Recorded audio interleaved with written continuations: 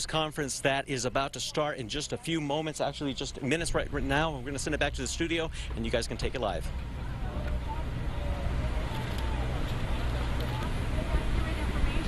Call 662.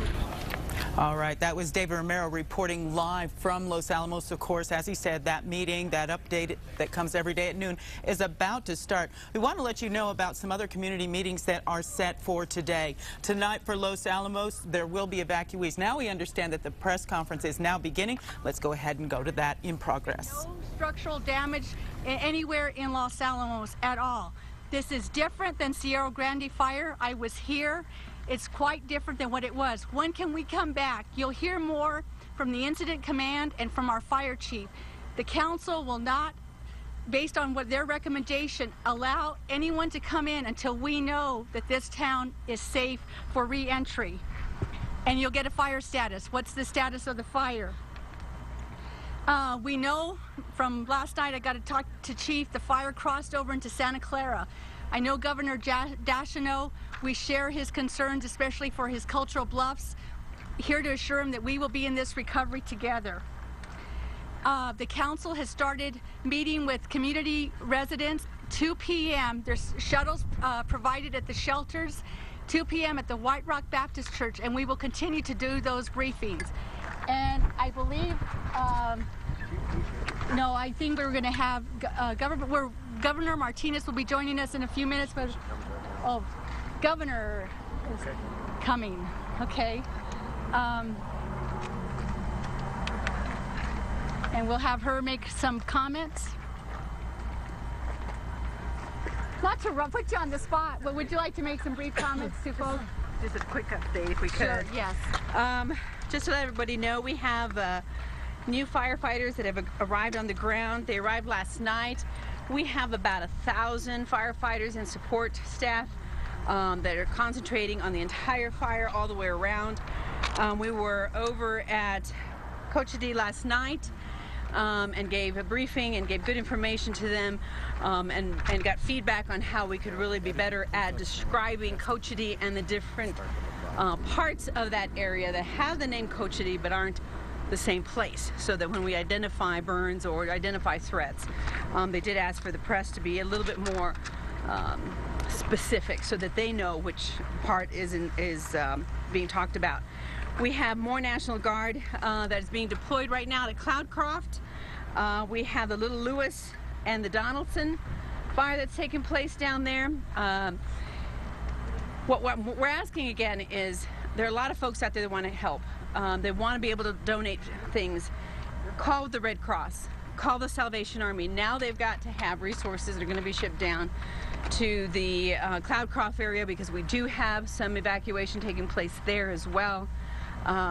Again, the fireworks, please don't purchase them. Please don't use them. I want to actually compliment some of the businesses that have actually pulled the fireworks off of their shelves. And they include Walmart, Albertsons, and Smith's. And they have pulled them completely off of their shelves. In the local area, Española and Las Vegas, TNT has actually shut down their stands, their fireworks stands as well. It's not enough. We need to go statewide, because yes, this is where it's burning right this second, but that doesn't mean that the rest of the state is not dry. It is dry. We need to not have any further sales and or purchases of the fireworks. We've also got, as I said, we're going to have plenty of state police. We're adding to the number that are going to be out in the street enforcing the laws of the municipalities and the counties that have restricted the types of fireworks that are being used. And of course, there's an executive order as well that says, as of April 22nd, there will be no fireworks on state lands pursuant to a governor's order. Thank you. Thank you, Governor. And now I'd like to ask Senator Tom Udall, who's been here supporting us. Senator, brief comments. Thank you. Thank you, Sharon. Thank you. Well, first of all, I think it's very important that we have these daily briefings, and I just want to compliment all of the officials that are behind me, the lab officials, county officials, state, federal, the governor. Very important to get out information, and I think that's the essence of what we're trying to do, give you the most accurate information what we have that's on the ground at this point, so that we can dispel the fears that are out there that are sometimes being whipped up. I can't say enough about the firefighters and complimenting them. I was on the scene yesterday and hearing personally from them the hours and hours, 24/7 for weeks at a time, that these folks are putting in to try to protect property and life, and I want to compliment them. I would assure people here in Los Alamos that might be watching this that in my time up here, all of the law enforcement people in the National Guard that are working to protect their property. I think the streets up here are being patrolled, and it's a very good, solid situation. And then finally, on air monitoring, we have a independent system at 3 different areas, from the national labs to the state of New Mexico to now EPA, doing air quality monitoring and finding and reporting to us that what is in the air is the same as we would see in a typical forest fire situation in New Mexico. No chemical contamination, no radiation contamination. And we had the start of that EPA plane, kind of the mobile laboratory that I talked about, started yesterday. I think it'll be flying through Saturday, and will continue as necessary. So thank you to everybody that's just working so hard on this. Thank you, Senator. And now I know for those, what you really want to hear from is our fire chief and our incident command folks. So we'll start with Chief Doug Tucker. Thank you all. Today is a good day for parts of this fire. It's a bad day for other parts of this fire. Our hearts go out to the folks that are suffering the bad part of this fire. The anchor that the team has been putting in is working. It's holding. In fact, right now we're hitting the hot spots with hand lines. And so that means that we're not getting any fire coming from the south. On that anchor down in the south, the black line along State Road 4 has held, continues to hold. In fact, I flew it this morning, and we don't have any stumps or anything burning within 150 foot of State Route 4. The 501 burn yesterday was very active. It burned, it worked, and now we have an anchor along 501. Today they're tying off finally trying to tie off Los Alamos Canyon, the top of the canyon. The fire is creeping into the canyon, and so they're going to go down in the bottom and look at firing that out.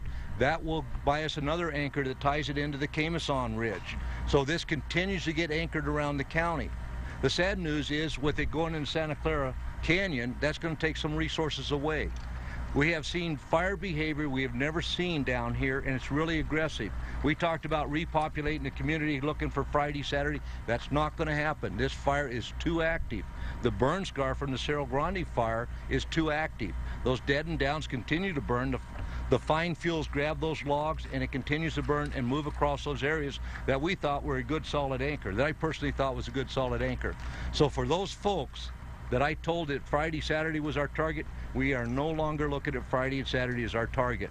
Right now, we will not put you in here until the Type 1 team says it's safe.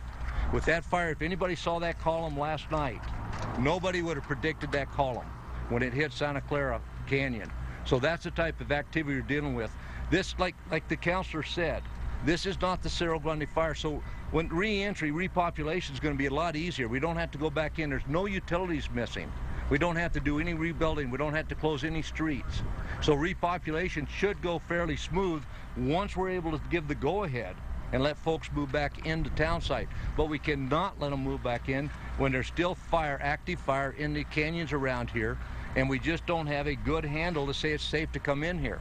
We have folks that will be in the north community. We're still working to tie off the north community. That's an old burn scar. Again, the burn scars are burning, and that's unusual. We're just seeing activity. The dead and downs are less than 3%. It doesn't get any drier than that. So the humidity in those logs is such that any fire, they're torching off on us. That's an unusual fire behavior. And I'm going to let Jerome McDonald talk about the fire, where it's at, where it's going, and what's happened. But his crews are busting butt out there. They're working shoulder to shore for our guys and then gals, and it is working. We're protecting the town site in the lab. The problem is the fire now with the winds, and today's going to be a wind event. We're going to see heavier winds today. So today it's going to keep moving north, And so there's a lot of different pieces. We have a small piece of that puzzle.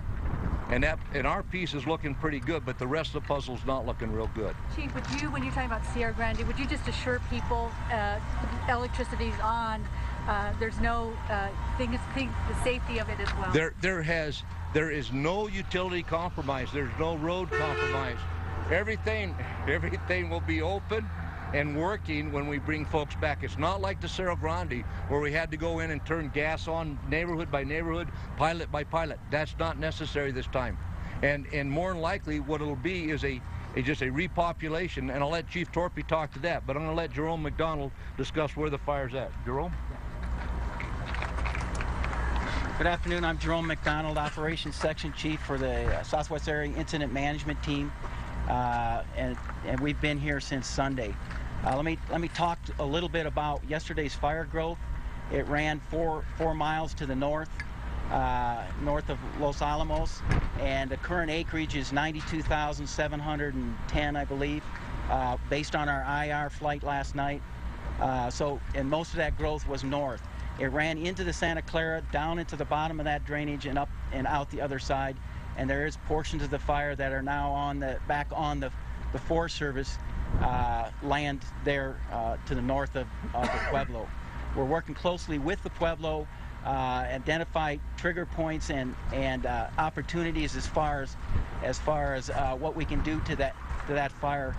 It's basically backing down the canyon now to the east, and we're looking at what we can do as far as tactics to stop that spread to the east in the canyon. If you're familiar with that canyon, there's water in that canyon, and there's a tank with a lot of water. They call it the number 3, and it's just above that in the canyon headed east. And so we've moved some resources around to that side, and we're scouting out above the Pueblo and looking at what our opportunities are going to be on the Forest Service and that 144 road. We are moving resources north, but we are as well backfilling behind those resources to make sure that everything we've got as far as an anchor is covered. Now, what we're doing today, we did a burnout yesterday off that 501 road to the north and connected that to the Pajarita ski area road. We're going to take that anchor and we're going to continue to flank it on the west side. And our plans are to get it back up to the ridge and utilize the Sierra Grande fire scar and to continue to flank it to the west, or flank it on the east side to the north. We're doing the same kind of operations on the west side as well, flanking it and trying to keep up with it. We're looking for opportunities this morning based on the conditions to utilize some air tankers on that north piece, and also on the west side where it went north last night to keep it from going farther west. So we're looking at those opportunities. They looked at it, our air tac looked at it, our air patrol looked at it this morning. It was a little too smoky. They're looking at it now. I think we might get an opportunity with the smoke clearing if the winds don't hurt us. So we're looking at getting some retardant and air tankers on that north, the head, and the west side to keep it from going west. So give us an opportunity to get some people in there. We're moving people there around there now, and looking for opportunities in the next 24 hours to be able to start working on that north finger. So, any questions? We'll take questions at the end. Thank you. Thank you much. Now we'll ask Chief Wayne Torpy, who will talk to us about the repopulation as well as how the safety is of the town during the day and the evening. Chief Torpy. Thank you. Good afternoon. First of all, the repopulation of the community, I want to cover that, and I want to be very clear. Folks right now are hurting us. They're trying to come back. People are hearing rumors. The information is spreading from other sources other than Los Alamos County. Los Alamos County called the evacuation, and Los Alamos County will be the ones that repeal the evacuation. So if you're hearing from your friends and your neighbors, or from something you heard in a statement that was an estimate of when, please don't pre-stage yourself along the sides of the roads or impact the checkpoints by trying to be the first ones back in town. Last night and this morning, I drove every community in Los Alamos proper. I've driven down too many streets to count. Your homes are in good condition. They have not been impacted by the fire. There aren't people taking your things out of your homes. There's police everywhere, National Guard everywhere. When you see these Humvees running up and down the road, and our military reservists and our Air National Guard folks who are carrying guns in the town, they're here to save and protect your property.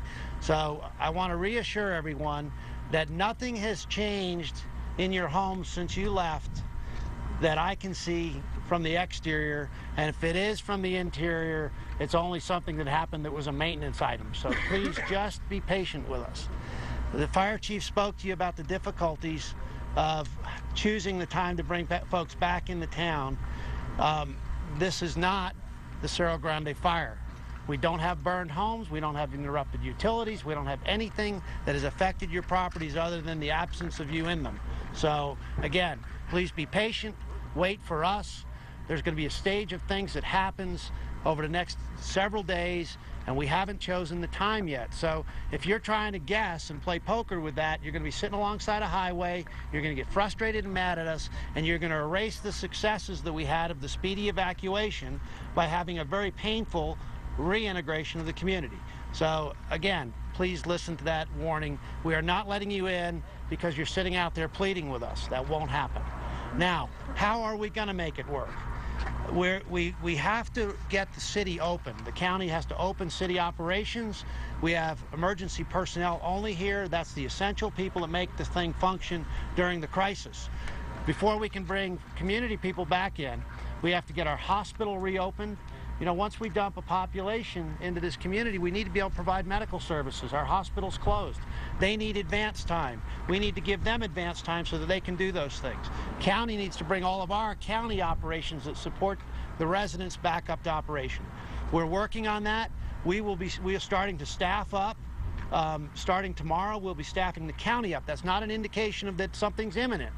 We're staffing the county up because we're paying our county employees, and we feel it's safe enough now that we can start bringing some administrative staff in to help us deal with this, bringing folks back in the community. Again, I'm going to say that. If you hear your county employee, friend, or neighbors coming back to work for some reason tomorrow, that's not some trigger to tell you you're coming back 24, 48, or 72 hours later. Those are your tax dollars. We're putting them back to work and helping us get ready to open this place, okay? All right. So, if I'm not clear enough about that, I'll try something else, but I'll know that by about 4 hours from now after we see how many people are still showing up in town or trying to get into town. The security of the town, I just want to reiterate to the folks in White Rock is not being forgotten. We are, continuously adding more staff as they've been brought here. We have had no incidents of any type relating to this event that tell us there's any problems from looting, thefts, or anything new that's going on in the community. Other than that, I will repeat, the homes are good. Please stay where you are, stay safe, watch the media. Your notices for when you come back will come back through the media. They will come back. We will try the reverse 911 for those of you who have registered email addresses and cell phone numbers. We will also use that as a means to try to let you know to come back home again. But I actually know for fact nobody will have a problem hearing the word to come back. We will, the county, it'll come from me, the fire chief, or the county administrator. And if you don't hear it from one of the three of us, don't pay any attention to it. The laboratory is coordinating with us on this. We are not going to have the laboratory open before the county is open, and there may be some distance between the time the county opens and the time you can get back on the laboratory. We don't need folks coming up here from off the hill to come check their work locations at the same time that we're opening the county. That would just add more traffic to the town. Remember, a good portion of the laboratory population lives off the hill. We've got folks coming back up here when they do with horse trailers, with animals, with very critical young children, things like that we do not want to be sitting in cars for hours in a very hot day and risk anybody's life after we've done such a great job as a community of protecting people. Thank you very much. Thank you, Chief Torpy. And also, direct information 662-8333. Now I'd like to ask Charlie McMillan, Los Alamos National Laboratory Director, to come up. And Kevin Smith. Yeah. Good afternoon. I'm Charlie McMillan. I'm the director of Los Alamos National Laboratory. I have with me Kevin Smith, the site office manager for the NNSA site office here at Los Alamos. There, again, are three things I'd like to talk about. One are the regional impacts of this fire on the laboratory. Second, the update on our part of the puzzle of air monitoring that Senator Udall spoke about. And then finally, the planning that we're doing for restarting the laboratory. Before I go into those three areas, though, again, I'd like to thank the firefighters who have been doing such a magnificent job here helping to secure this national asset. Yesterday afternoon, after I talked to you, I was able to see part of the burn back that the firefighters were doing along Route 501. And they were burning right across the street from the Emergency Operations Center, where I spend most of my days and half of my nights. And seeing the professionalism of the men and women who are out there working, the care that they took in doing their job, I'm truly impressed and want to say thank you to the folks who come from all over the country to help do this. Let me now turn to the regional effects. As Chief Tucker has said, the risks to the physical laboratory are lower today than they were earlier in the week. I'm very thankful for that. The laboratory continues to be safe, continues to be secure, and we continue to protect our facilities, including all of our nuclear facilities. But the risks today are lower than they were earlier in the week. However, the laboratory is not just a bunch of buildings. It's not just a bunch of equipment. The laboratory is the people of the laboratory. That is the fundamental asset that this laboratory has. And those people live all over northern New Mexico. It's my understanding that some of our employees have lost homes in Jemez and Conchas. I'm concerned that some of our employees' homes will be threatened in the fire as it moves to the north towards Santa Clara. And so I want to be sure that the employees of the laboratory know that just because the risk is lower here does not mean that my concern for them, for their families, and for their homes is any less. Second, I know that there's a lot of uncertainty because in a crisis like this, rumors become a core competency. And so one of the things that we've discussed this morning and is starting to be done is that we developed at the laboratory technology for the DoD to be able to fly in a plane and very quickly look at an area and then produce that in a way that we can look at it on the web. It turns out we have one of those planes here in the area right now, and this morning I've asked the plane to fly here around Los Alamos. And so what we plan to do is to take the pictures that are taken by those planes, or that plane, put them up on the web for you so that you can see what the town looks like now without needing to come in. And so I'm hoping that later today we can have that up on the web for you and you can look at it on your computer or your phone or whatever. But we'll send out a press release. I'll get an email out to lab employees so you can see where your home is, you can see where the fire was, all of those kinds of things. So hopefully that will help with at least some of the rumors. Let me turn next then to air monitoring. As Senator Udall said, there are several different pieces of the puzzle. Our laboratory piece continues to show consistency with the other pieces, that what we're seeing in the fire is very similar to what we'd see in any other fire here in New Mexico. And just before I left to come here, I was in the room with the folks who are working on these data because I'd like to make the data available to the public as quickly as we can. We do this normally through the RACER database, and the folks at the lab are working very hard to do that as quickly as possible. I've asked them to do it right, not to compromise on the science, but to do it as quickly as possible. I can't promise you when that will be, but again, when it is, we'll make sure we get word out to you so you know where it is, you have the website, you know where to look.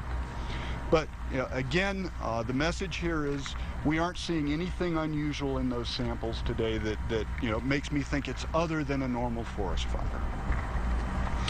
Finally, let me talk about planning. As both Chief Tucker and Chief Torpy said a minute ago, the laboratory and the county are working very closely together because we can't become unglued and open the lab and not have the county ready, open the county and not have thought through how we'll do things in the lab. As I mentioned yesterday, I've appointed a recovery manager. His name is Chris James. He and his team have been working today, and I heard their first briefs starting to think about how we'll do the recovery at the lab. But let me assure you, we're going to do it in a coordinated way with the county. Neither of us is going to get ahead of the other, and we'll do this as quickly and as smoothly as we possibly can. So finally, again, let me say thank you to the people of the laboratory. I appreciate your patience, your long suffering as we work our way through this crisis. I plan this afternoon to go down to one of our shelters and just spend a little bit of time talking to folks, making sure I understand what some of their concerns, so that as we think about what we're doing here at the laboratory, we'll be ready and can help address some of those concerns. Thank you. Thank you, Charlie. Now we'll stand for questions. Question for Charlie, real quick. One of your colleagues said that there's probably less than a 1 in a million chance that one of these facilities that houses the drums would actually catch fire. Would you agree with those odds? How would you characterize that? So let's see. So first of all, let me try to clarify what I think Carl said. It's not 1 in a million chance that it would catch fire. Less than. Yeah, that's not the issue. The issue is less than 1 in a million chance of releasing the radioactivity into the environment and having off-site dose. So fire is one of the hazards. There are many others that we analyze. But the standard that we use in our analyses is trying to reduce that level to 1 in a million. So when I talked the other day and when Carl talked, it was that analysis that gets us to that level. Chief, there was some spotting that looked like in Los Alamos Canyon. You said the fire was creeping in there. If you could talk about what you guys are doing to try and fight that.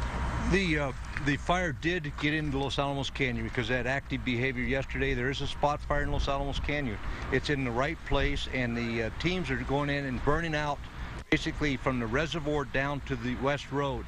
And because of the thinning efforts that were done earlier, they're able to get in there and do that safely, and that just ties that anchor off. It just continues to anchor that black line that starts around a bandolier and works its way all around the county. What's the danger with doing some of that back burning today? They have to burn it off. There's live fuel in there.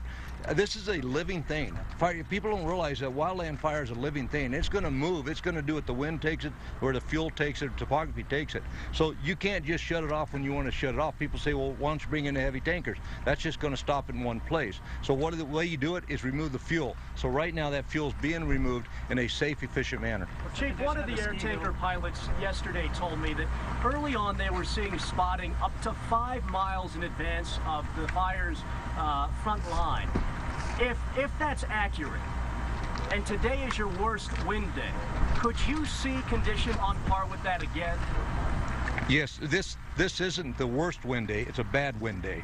Okay, and so yeah, anytime it's spotting out a half mile, even a quarter mile. But up to 5? Up to 5 miles. You got to wind. This is wind driven. It picks up those embers, it goes into the unburned fuels, and it takes off again. So wind is always an issue with wildland fires. You had What's the condition of the ski hill?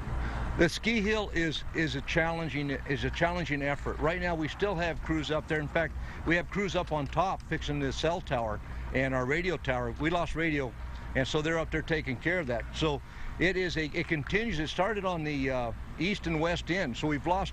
It's burned some trees, but only on the extreme sides, and has gone through the runs. But it continues to go through that. That's unburned fuel, and so it keeps finding it. And that's going to be a challenge for quite a while. What about these ridges we see behind us? I mean, is that kind of a threat to town, or is that several miles away? That's several miles away, and with the winds the way they are and the fuels, I think we're pretty good with them up there. Again, the sad part is that takes it over to Santa Clara. Talk about the sacred tribal grounds. What is at risk? What has burned, or what is at a potential risk of burning? Okay, first off, I don't think I'm qualified to talk about the sacred land, but I'll tell you, I flew it this morning, and the plume that we saw yesterday was just a small portion of that bowl that was in. And there's a lot of virgin timber up there. It's a pristine area that has a lot of risk and a lot to burn. But I think I'll let Jerome McDonald talk about what's at risk up there. Chief, before you go, can you tell us a little bit more about the Cerro Grande burn area and the erratic behavior going on there, and a little bit about the danger challenges of dealing with that type of fire?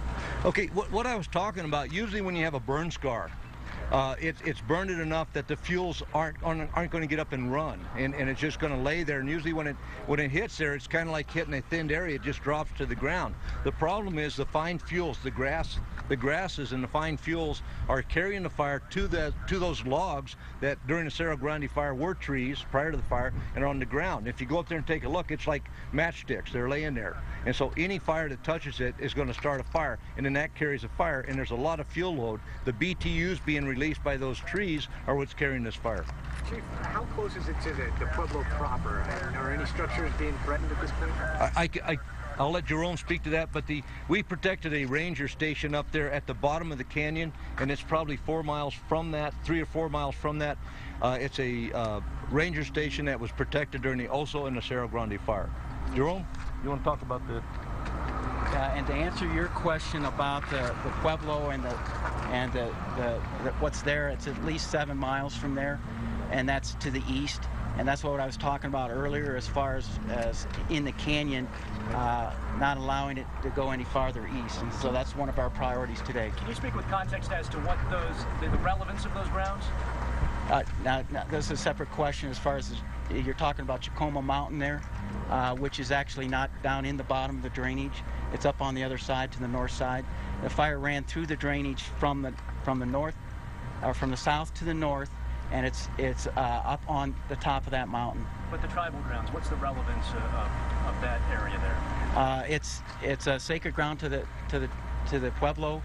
They do specific ceremonies and things like that, and they've identified that area to us.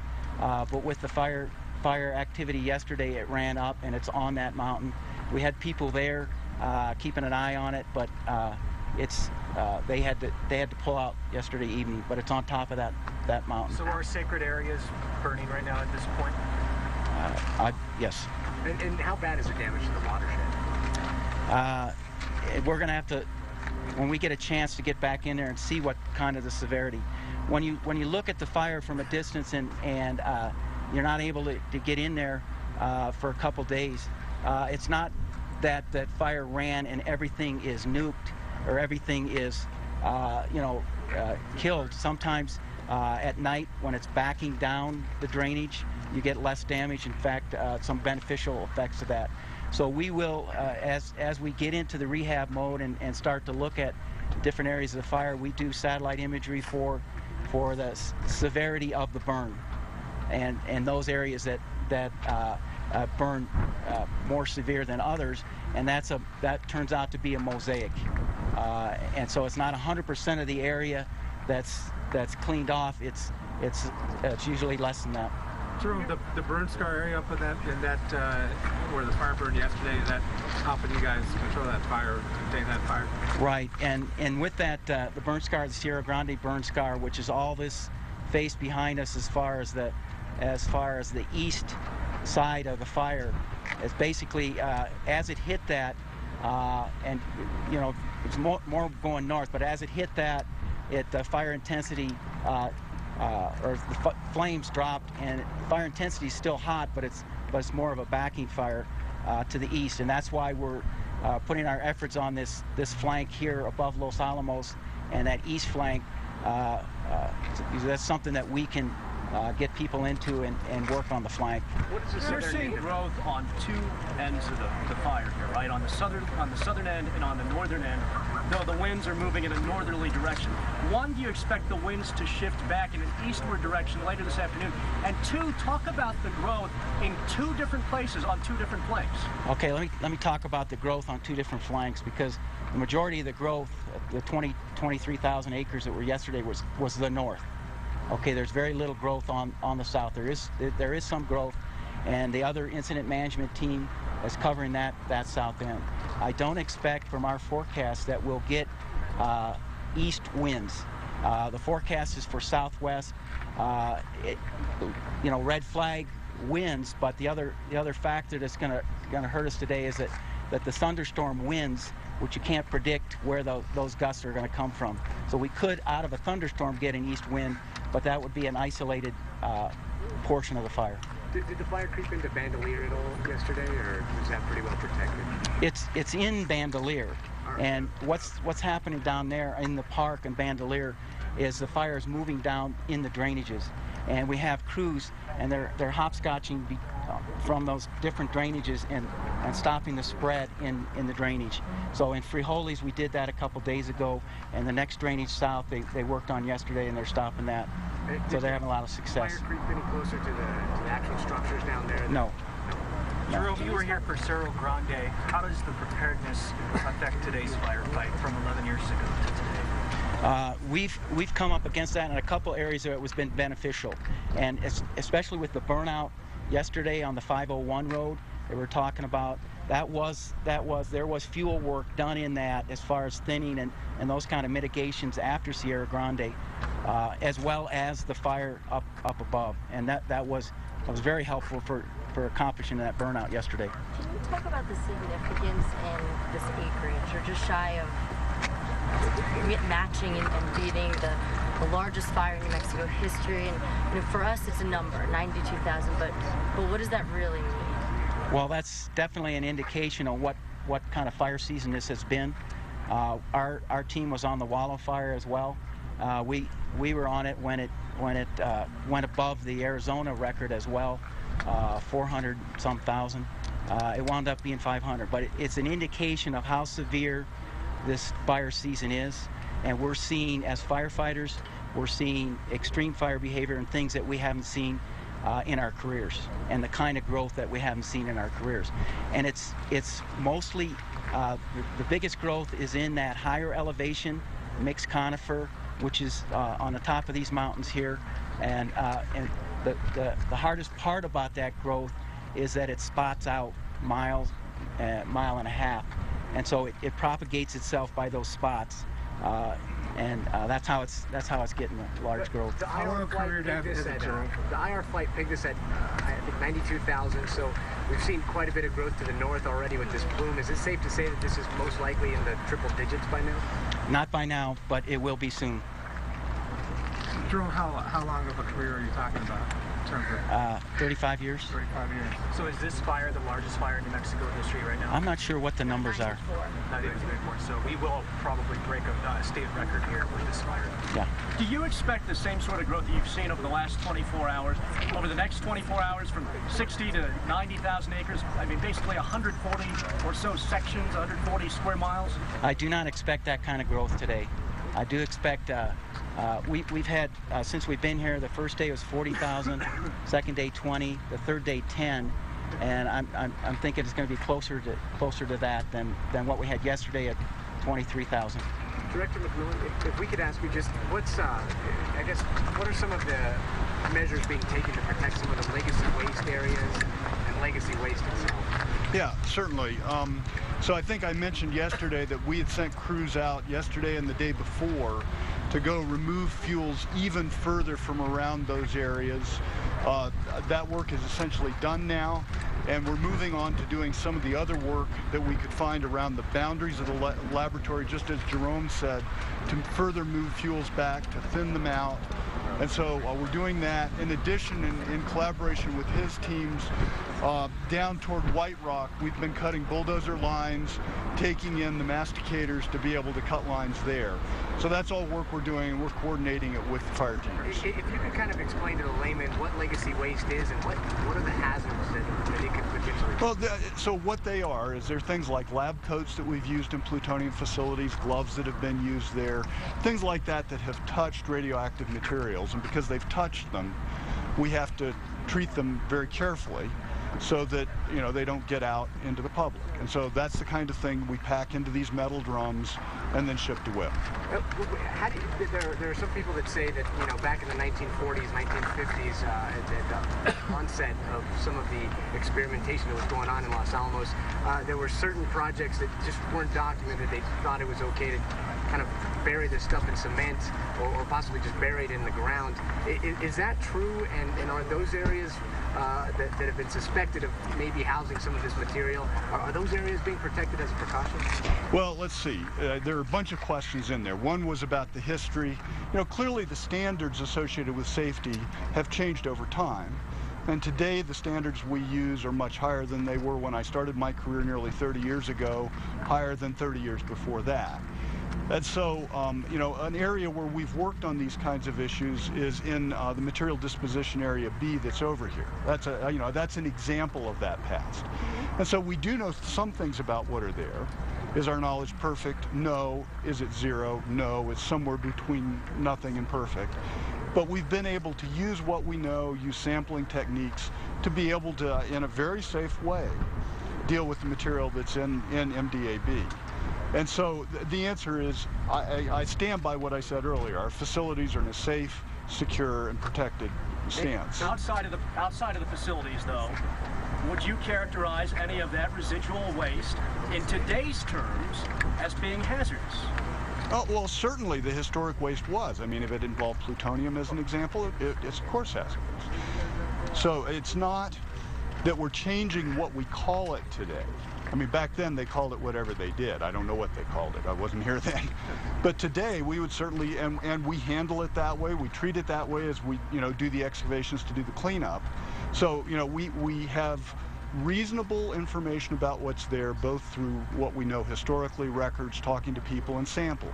Maybe the better question is, can it or has it been disturbed? Well, you mean by the fire? By the fire recently, bulldozers? Well, I mean, no, in the sense you're talking about, but I mean, we've been cleaning stuff up. And we do that, let me say again, in a very, very careful way.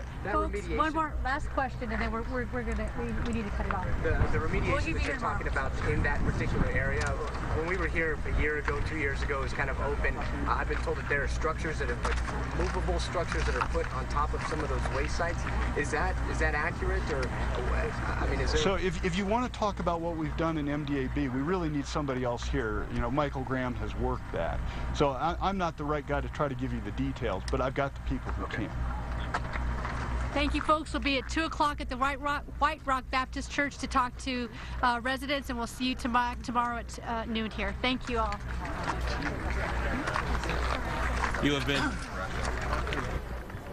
You have been watching and listening to a live news conference from Los Alamos dealing with the Las Conchas fire, which is now almost 93,000 acres, soon to be the largest fire in New Mexico history. Fire Chief Doug Tucker said it's been a good day and a bad day so far.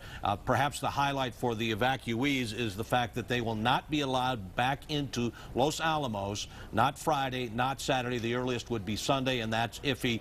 They will address that as they go along. He talked about the fire moving extremely aggressive through Santa Clara Canyon. It is creeping into Los Alamos Canyon as well. And again, he says this has been a good day and a bad day so far. Then we heard from the police chief, and that is a problem because a lot of people have heard a rumor that they can go back home. Well, you can't. And he said they will stop you and make sure that you don't go into town. Don't wait on the side of the road either to get into town. If you're concerned about your home being vandalized or any looting, they have the National Guard there, and they are also watching everything very carefully, so you don't need to worry about that. Maybe the biggest thing from the governor was that TNT Fireworks has closed in Espanola and also Santa Fe. And a number of other grocery stores are not selling fireworks at all. Jerome McDonald said that the fire moved 4 miles to the north today, and we also want to say that Charlie McMillian from Los Alamos Labs, a couple of highlights from him. He says the risk to the lab is lower today than it has been there, and the air monitoring, the air is fine for these type of conditions.